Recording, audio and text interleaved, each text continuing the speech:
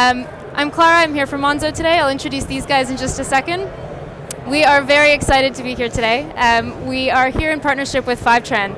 We use Fivetran for a variety of kind of data integrations across the business. We use them to bring in quite a few pieces of third-party data.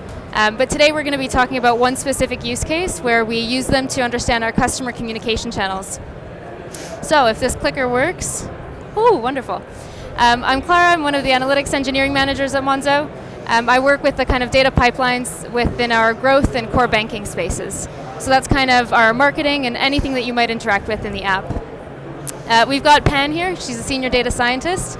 Pan actually built a lot of the pipelines that we're talking about today, and she now works within the marketing space and helps kind of maintain them and uses all the data off the back of what we're talking about. And then we've got VALERIA Cortez over here, another senior data scientist. VALERIA currently works within our fin crime space. So if you're doing any kind of dodgy activity on your account, she'll be the first one to catch it. You can blame her before you get in all kinds of trouble with us. Wonderful. I'm going to be going over just a bit of an overview today before I kind of throw it over to these guys to talk through the meat of what we're doing with our data pipelines. So as you can imagine, we have millions and millions of customers, and we've got millions and millions of kind of data points that come from those customers.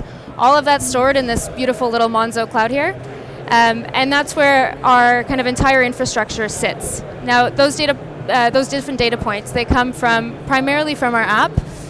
So that's you interacting with anything within the app itself. So whether you're kind of transacting or you're budgeting, you're sending money to your family and your friends, or you're interacting with some of our communications, all of those signals come back to us so we can analyze the data. Once that kind of comes in, we categorize you and put different attributes against you so that we understand who you are and how we should be contacting you. And then that kind of gets sent in to our third-party platform, Braze. So Braze is a CRM or a customer communication tool. Once all of those different data points and those attributes are in the cloud, our CRM team can go in and log on and create different audiences and different campaigns to be able to talk to you. Talking about money for a lot of people is a very uncomfortable subject. We've done some research in that area, and we know that it can be quite triggering for a few people. So it really is important that we have the right attributes in that platform so we can build the right kind of campaigns and talk to you about the products that you actually want to hear about. Now, when we talk to you about those products, there's a variety of kind of channels that we can talk through. We use email, we use notifications within your app, or we use kind of connected content or different tiles to inform you or teach you about the different tools that we have. Off the back of those campaigns, all of that information goes back into Braze, and then it comes back within our Monzo cloud. This is where we use Fivetran, so we connect everything. It's basically plug and play, select all the columns that we want, do some really easy transformation, and of course get notified if there's ever any issues in the pipeline. And that all comes back to us so that we can combine it with all of those other millions of data points that we get from the app and understand both immediately what happens after that campaign, what are the open rates of any emails or any kind of interaction with notifications, as well as your kind of long-term app behavior. So if we prompt you to do some budgeting or prompt you to look at how you're spending or where you're spending your money, we can look longer term and see how that kind of affects your behavior and if we've actually helped you with any of your money goals. And so then what we're focusing on today is that kind of this loop right here. If it bolds, there he is. So this kind of loop where we've got all of that kind of campaign performance coming back into the cloud. We're combining all of that information with some of the information from the app to better inform the attributes that we use to then further talk to you about different products. At the end of the day, we want to make sure that everything you receive is relevant and that we're telling you about products you actually want to hear about. So with that, I'll pass it over to Pan, who will talk through how these pipelines were actually built and how we move the data through our systems. Which one is next? Yeah. This? Oh no, this. Go to the middle. Oh. Hi, I'm Pan. So data models used in customer communications campaign can span a range of uses and complexity. It goes from the simple, did my message deliver and are users interacting with it, to the complex. So did we send it to the optimal audience at the right time? So here are steps from a data perspective to support a customer communications campaign, or CRM for short. When building a campaign, some things to consider are what is the goal of the campaign? What are we trying to achieve? And who are we trying to contact and why? If we are targeting a specific audience, how is that targeting determined? There are several ways we can get data into Braze, our CRM platform, for this. So the main ones are user attributes. So these are traits or statuses about a user, like their email opt-in status, or custom events. So this is when we want to know if a user has taken specific action, like completing signups or joining the investments waitlist. The CRM managers would then build a campaign based on these goals and performance, and after a campaign is sent, we would then have reporting dashboards set up to track performance, both against engagement and conversion metrics. So engagement metrics are the success of the message themselves. For our messaging to have any impact, we need users to see it. None of the analysis would make sense if users aren't interacting with our message. So some of the key metrics here are email click-through rate, open rate, unsubscribe rate, etc. Conversion metrics are what users do in the app after receiving the message. Did they take a specific action? And did that have a valuable impact? So this will help us understand if messaging can influence user behavior, like subscribe to paid subscription, or take up a loan, and the value of these behaviors, like the loan amount or balance in their savings account. All the previous analysis are only useful if we can learn from them. So to make our messaging more efficient and impactful, we would then model, iterate, and improve our messaging based on past results. And then through propensity modeling and frequency optimization, feedback to audience selection for the next campaign. I will now go through some details on how we surface engagement and conversion metrics, which feeds into our dashboards.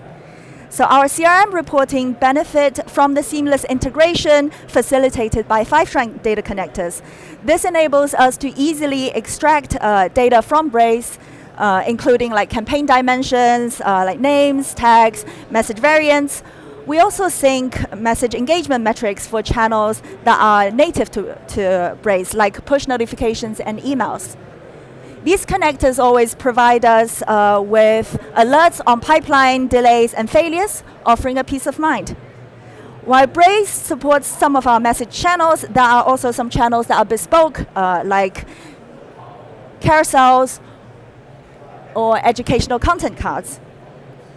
So since these channels are native, unique to Monzo, we have to find ways to connect the data from Braze with the existing data that we are pulling via our backend. And we do this via webhooks. So a webhook is essentially an event-based method for two systems or apps to talk to each other and let each other know what's going on. So here we use it to connect Braze and our app so that our app knows what messages to send to users at what time. Since these messages are sent via a webhook, we cannot see performance metrics other than deliveries in Braze. So we instead join the Braze campaign data to our internal message events to track a full range of message engagement metrics. We built these raw events and internal events as base tables. We create a staging table for each channel and then union them together in a table that stores all the sends and engagements for a user at event level.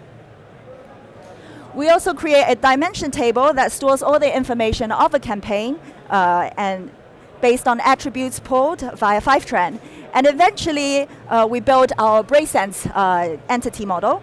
So this includes 1 row per message send per user. This is the main source of truth in data land for what a user has been sent from Braze. And this also contains campaign information about the channel, campaign, message variants, and so on. So far I've talked about how we take external data synced via Fivetran and then connect to our internal data and build pipelines from there. But when building our CRM pipeline, it's also important to think about how this integrates with existing toolings. So now I will talk about how we integrate CRM data with our experiments pipeline. We default to running most CRM campaigns as experiments. So some exceptions include service messages like bank statements, etc. So at a minimum, this involves setting up a control group for users who do not see the message. We are able to identify these control group via sending a blank webhook. And the second is we apply the universal CRM holdout on any relevant feature-specific holdouts. And then finally, we decide what metrics we want to track for the campaign. So there are these user behaviors that we hope to influence with our messaging. In some cases, we may also test different variations of the message. So these can be set up as message variants within Brace. Here, the campaign name is treated as the experiment ID. The message variation is our variant ID, and the time that the user is first sent the message is treated as the assignment timestamp for the experiment. And then reporting is then integrated with our internal experiments tooling and reporting. So if set up correctly, these will appear in Looker. So this is how we're able to track if a user has taken a specific action at the back of a message. So we have established a robust infrastructure that empowers our CRM team within the data, with the data they need for their specific use cases. So for any given campaign, a CRM manager can access our dashboard to see if the campaign is delivered and our user interacting with it, and has the campaign had a valuable impact and reached our intended goals. They can also use the data to, on some other analysis, like monitor their contact frequencies to make sure we're not spamming users. Our pipeline is also set up, configured to support other data science teams to conduct detailed analysis of a campaign within their respective product areas and run more sophisticated modeling like uplift modeling, which Valeria will delve into in her presentation. Thank you. Hi everyone, so you've now heard how our whole data pipeline is set up at Monzo, but let's not look into a specific use case on how we utilize all this data that gets synced from different angles. Once more. So you're probably being in this situation where you are on a shopping website, you are kind of borderline wanted to buy a product or perhaps not. You add it to your cart with a big hope that suddenly you're going to get like a discount or some form of voucher. So you're really waiting for this. What this all means is that you're a top scorer of an uplift model, or at least some hypothetical uplift model. Uplift models are a way to identify the users who are very likely to respond only when you set some form of intervention, like a marketing message, a voucher, or a discount. The way that we can look into the different user groups is into 4 different segments. The first 2 are the people that no matter whether they get a discount or intervention, they will always have the same result. So imagine you're at the supermarket, you're going to buy your standard milk. It doesn't matter if there's a discount or not, you're always going to get it. So that means that you're in the always group. The response is always the same. On the other hand, if you don't like broccoli, you're never going to buy it. It doesn't matter if it's discounted. So in that case, you would be in the never group. When it gets interesting is the people where by having an intervention, we actually change the outcome. So that would be when you were waiting for that discount, it comes into your email, and only then you buy the product. On the contrary, you also have a different type of group of users who absolutely hate being messaged, or at least for a particular product. So we really want to avoid messaging them. And this would be the people that are in the adverse group. The way that we can use uplift models is in with different goals. So in one potential group, in one potential case study would be when you want to only send messages or a certain discount to a selected number of users. That might be because you only have a certain budget, for instance, so you want to make sure that you only messaging those who are really going to respond to what you're offering. On the other hand, which we're going to be showing it today, is how we can prioritize different product messages for different users based on the user preferences. And finally, also avoiding to spam users. So you might have people that really do not like it, or perhaps they don't even like the channel that you're sending it through. So you really want to avoid that case. So how do we actually build an uplift model? As we explained before, we really like A/B tests because they allow us to understand whether people are responding to our type of message. So we use some historical marketing messages we sent in the past, as you saw before when Pan was explaining this, and we end up with a table where you have, the user, whether the person was in the treatment group when they got a message, or whether they were in the control group where they didn't, and we have an outcome. Did this person buy? Did this person convert? Did this person click, for instance? And what we do with this is that we use it to train our uplift model. And once that's done, you end up with that predicted score, depending on the assumption whether the user received a message or not. We'll explain it in more detail here.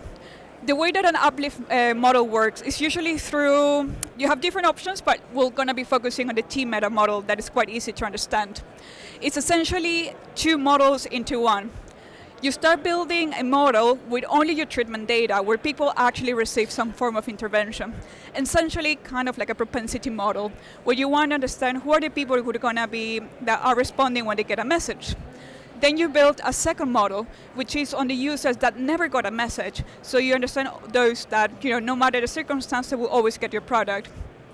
And when you take the difference between those scores, you end up with your uplift score. It might sound weird, but it's easier when we look at it in this way. For the treatment-only group, you will start with a very high score at the beginning, because those are the users that whenever they get a treatment, they respond. And in the control group, they usually do not respond, so the score is low. When you take the difference with the two, you still have a high score, which means that they're really going to be responding to your message. For the adverse effect group, it's exactly the opposite. If message, you get a low score. If not message, it's actually high because only then they get it. And you also have the other groups that it doesn't matter whether they get a message or not. They essentially get about the same score. So at the end, you end up with something quite neutral. But how do we actually use this in Monzo? We had the following problem. So we really wanted to boost the effectiveness of our campaigns. At the same time, we had different products. While also having to comply with certain contact rules, we don't want to be sending you messages the whole time because, it can create fatigue to users. So we wanted to make sure that we were promoting the product that would actually meet the financial needs of our users. What we did in that case was that we built model-specific uplift models. The idea here is that you had different scores for each user, and we have a constant T that we can tune differently. So what happens is if the uplift score of product A is greater than product B, times some form of T variable, then we send that to product A. And as you might imagine, when T is very small, all the messages go to product A, so you would be here in the curve. And when the T is really large, you end up with all messages going to product B. And then, of course, as you tweak this T variable, you end up with a simulation that looks more or less like this. You can also have more products to the matrix, but we're only going to be focusing to make it simpler. And at the end, you can do different things depending on what the strategy of the business, how much you want to promote. You can select a different T value to understand how are the messages sent across the different users. The uplift models are built based on some internal data that let us understand what a user preference might be or what they might prefer to receive. So that's how we end up building them. And as you know, we love experiments, as Pan showed, and we have the right data structure for that. So what we did was, again, a new control experiment. But instead of having only one treatment and one control group, we had two treatment groups and one control group. In the first treatment group, it was simple random assignment. So we randomly assigned users to our message. In the second one was using the strategy that I showed you before, where we optimized using the uplift models who receive which message. So a different type of treatment. And finally, we had a control group where no user gets a message. And what we do with this is that we look what is the uplift between treatment 1 versus control, and also what is the uplift between treatment 2, which is optimized, versus control. And what we found is that in some scenarios we could achieve up to 200% uplift compared to the traditional targeting. So we really were able to understand that by understanding the user preferences for different products, we can achieve a much better marketing marketing results. So in conclusion, you were able to see how we're connecting millions of data points from our different customers using Fivetran, so that we can not only get the data from messages received, but also when we actually look into the performance. We use all this information to be able to work to build different uplift models and run a multi-objective optimization problem, so that we can decide which user gets what specific product message. And finally, we were able to achieve up to 200% uplift and effectiveness in our marketing message. Having said that, we're mostly done for now. So if you have any questions, we're open to answer any. There's some questions there. If we could get I think there's a microphone or something. We have some questions, but we're gonna try to get some help from the back to understand how to do this. There. I think we need to listen to this, right? Yeah. There we go. Hello. Please, could I ask a bit of a cheeky question, because you've talked about the tech stack of your experiments, and you said that you used a lot of Fivetran, but for what did you use for all the computation? Because Fivetran's just like a syncing of data between places. Did you use Airflow, Kubernetes? Was it all in Python? I know obviously you don't have to say it might be proprietary, but it would be very interesting because you talked so much about the Fivetran aspect of it. Sure. So a lot of the kind of third-party data connections, like Braze, like a bunch of our marketing connections, come through Fivetran, and it all gets loaded into BigQuery. So BigQuery is where most of the computation happens. In terms of the actual optimization and the experiments that you're running, that's also, there's some Python in there. We do run a few cron jobs to kind of help run that, and it's triggered by Airflow. But the bulk of the computation does happen within BigQuery itself. Cool. Go ahead.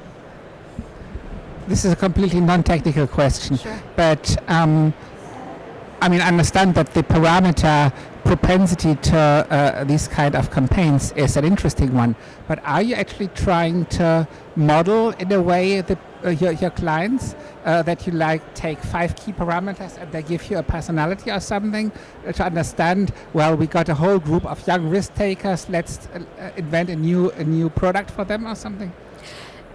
Go ahead. No, so we're not trying to build a new product in that regard. So what we're trying to achieve is understand what the preferences might be or what they might need. So there might be users that travel a lot, in which case, promoting about our premium card would be good because it has a travel insurance, for instance. So through the preferences, they might be a bit more, they might have a likelihood for a certain product compared to another one. Yeah, so it's less about taking a group of customers and trying to model them out into the rest of our base. It's more about looking for what attributes can we associate with you so that we can make sure that the communication you receive is very relevant to what you're doing. So whether it's using some of our budgeting tools and we want to help promote better money management, and so we might introduce those to you by using a flag, for instance, that tells us whether or not you use them frequently. So it's attributes like that. Mm-hmm. Wonderful. I think we're just about out of time, so we're going to have to call it there. But thank you very much for listening today. We'll be on the side here if anyone has any questions.